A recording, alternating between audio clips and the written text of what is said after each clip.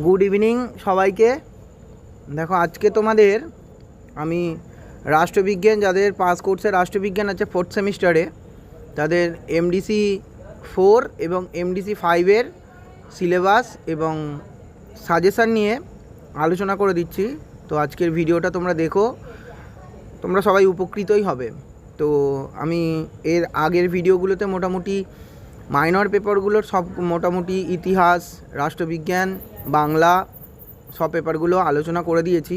কালকে এডুকেশান দিয়েছিলাম, আজকে রাষ্ট্রবিজ্ঞান দিচ্ছি, সোশিওলজি আর ফিলোসফিটা বাকি রইল, আমি কালকের মধ্যে দিয়ে দেবো তোমাদের। তো এমডিসি 4-এর সিলেবাসটা তোমরা দেখো, সিলেবাসটা খুব সোজা সিলেবাস এবং পড়াগুলোও খুব সোজা। তো সিলেবাসের দুটো মডিউল আছে, তোমরা সিলেবাসে আগে কোশ্চেন পেপারটা বুঝে নাও। যারা এমডিসি কোর্সের স্টুডেন্ট, তোমাদের 20 নম্বরের প্রশ্ন থাকবে প্রত্যেকটা ইউনিট থেকে। মডিউল 1 থেকে 3টে প্রশ্ন দেওয়া থাকবে, 2টো লিখতে হবে, এবং মডিউল 2 থেকেও 2টো 15 নম্বরের প্রশ্ন থাকবে, 3টে 15 নম্বরের প্রশ্ন থাকবে, 2টো উত্তর লিখতে হবে। এখানে হলো তাহলে 30, 30, 60 আর 5 নম্বরের 3টে প্রশ্নের উত্তর লিখতে হবে।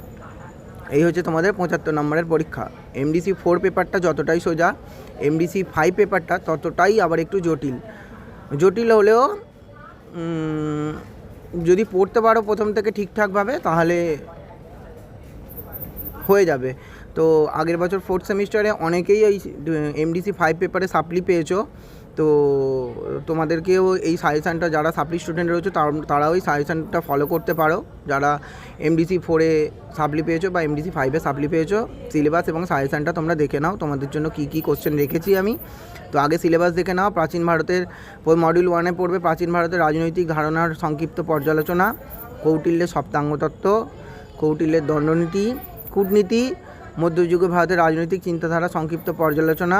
তার মধ্যে রয়েছে জিয়াউদ্দিন বারনী, আবুল ফজল এবং সমন্বয়বাদ নীতি অর্থাৎ কবিরের সমন্বয়বাদ। এ হলো ইউনিট 1 অর্থাৎ মডিউল 1। এবং মডিউল 2-এ তোমরা পড়বে আধুনিক ভারতীয় চিন্তাবিদ, যেমন রাজা রামমোহন রায় পড়বে, তারপরে বঙ্কিমচন্দ্র চট্টোপাধ্যায়কে পড়বে, বিবেকানন্দকে পড়বে, রবীন্দ্রনাথকে পড়বে এবং গান্ধীজিকে পড়বে। তো মডিউল 1 থেকে যে কোশ্চেনগুলো রেখেছি দেখে নাও। কৌটিল্যের দণ্ডনীতির ওপর একটি সংক্ষিপ্ত টিকা লেখো।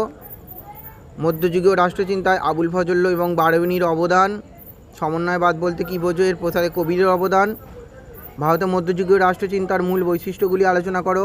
মধ্যযুগীয় রাজনৈতিক চিন্তায় মুসলিম শাসকদের দায়িত্ব এবং কর্তব্য। কৌটিল্যের কূটনীতির ওপর টিকা লেখো।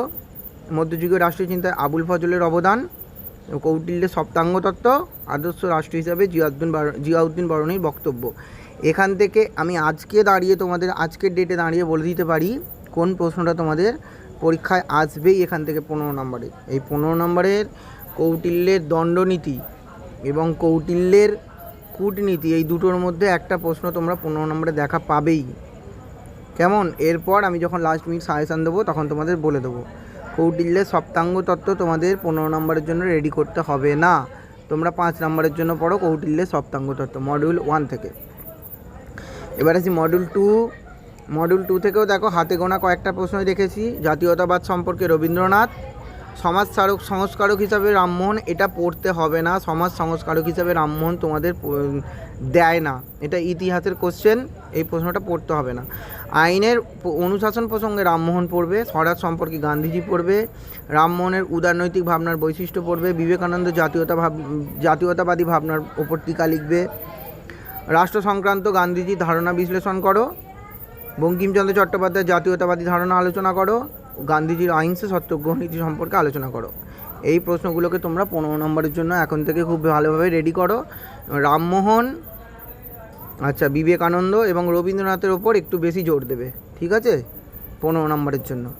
তো এই হচ্ছে তোমাদের মডিউল 1। মডিউল 2 এমডিসি 4-এর সাজেশান এবং 5 নম্বরের জন্য যে প্রশ্নগুলো পড়বে দেখে নাও। কৌটিল্যের সপ্তাঙ্গতত্ত্ব, ন্যায় বিচার প্রসঙ্গে রামমোহন, জাতীয়তাবাদ প্রসঙ্গে বঙ্কিমচন্দ্র, সমন্বয়বাদ, প্রাচীন ভারতের দেখে নাও এবং তোমরা প্রয়োজনে স্ক্রিনশট নিয়ে নিতে পারো।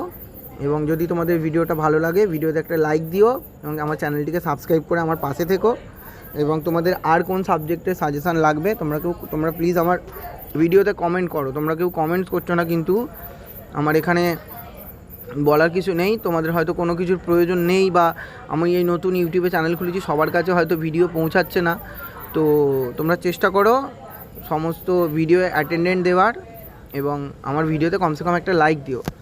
তোমাদের একটা লাইক আমাকে অনেক বেশি মোটিভেট করে। তো এবার আসি এমডিসি 5 পেপারের সিলেবাস এবং সাজেশান দেখে নাও। এমডিসি 5 পেপারের সিলেবাস দেখো।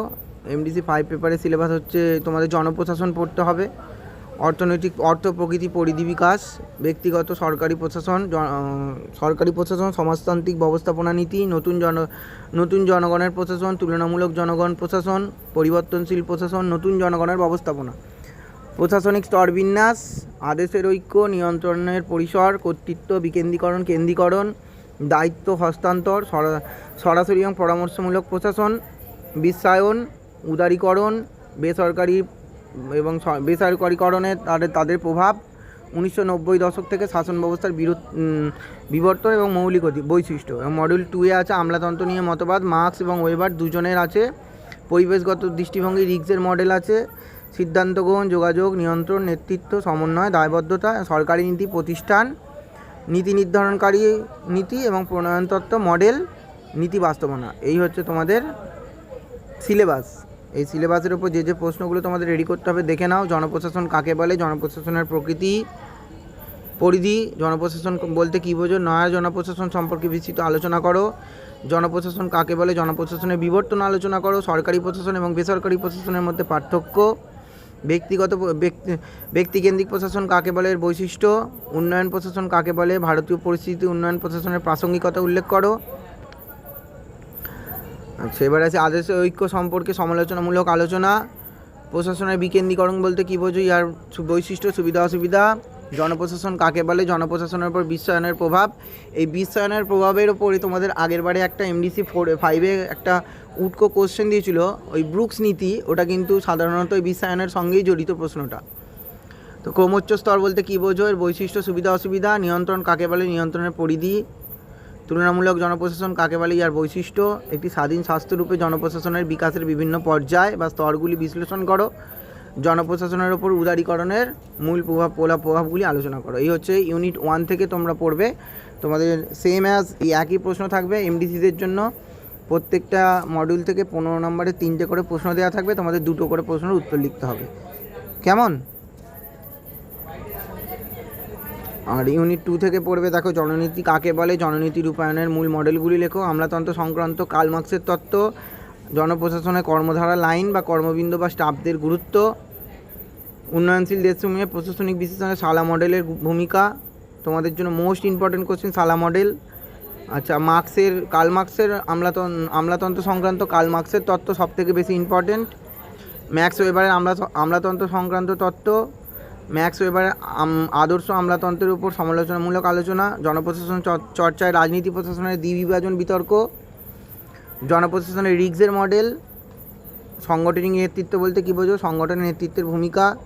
সিদ্ধান্ত গ্রহণ প্রক্রিয়া, যোগাযোগ ও নিয়ন্ত্রণের গুরুত্ব, প্রশাসনের নিয়ন্ত্রণের গুরুত্ব এবং জননীতি রূপায়ণের পদ্ধতি আলোচনা করো। এই প্রশ্নগুলো 15 নম্বরের জন্য রেডি করো এবং 5 নম্বরের জন্য যে প্রশ্নগুলো দিয়েছি দেখে নাও। তোমরা প্রয়োজন হলে তোমরা এখান থেকে স্ক্রিনশট নিয়ে নিতে পারো। এবং তোমাদের আর কোন সাবজেক্টে সাজেশান লাগবে আমাকে কমেন্ট করে জানিও। আর যদি আমার 4th সেমিস্টার গ্রুপে তোমরা জয়েন হতে চাও কেউ, আমি এই ভিডিওর ফার্স্ট কমেন্টে আমার গ্রুপ লিঙ্কটা দিয়ে রাখলাম, তোমরা অ্যাড হয়ে যেতে পারো। যদি নোটসের প্রয়োজন হয় আমাকে পার্সোনালি হোয়াটসঅ্যাপে মেসেজ করো, তো আমি চেষ্টা করব আমার যতটুকু সাধ্যে তোমাদের নোটস প্রোভাইড করার। তো তোমরা আমার চ্যানেলটিকে সাবস্ক্রাইব করো, আমার পাশে থেকো এবং তোমরা সবাই সুস্থ থেকো, ভালো থেকো এবং প্রথম থেকেই প্রশ্নগুলো রেডি করো। তাহলে দেখবে কেউ আর কখনো সাপ্লি পাবে না। যে প্রশ্নগুলো বললাম সেই প্রশ্নগুলো প্রথম থেকে যদি একটা একটা করে সব ধরে রেডি করতে থাকো না, পরীক্ষার লাস্ট মিনিট সাজেশন যখন আমি দেবো তখন দেখবে তোমাদের সব প্রশ্নই রেডি করা আছে, তোমাদের বেশি আর তখন খাটতে হবে না। তো যাক, আর বেশি কথা বাড়ালাম না, এখানে আমার ভিডিও শেষ করলাম। তোমরা ভালো থেকো।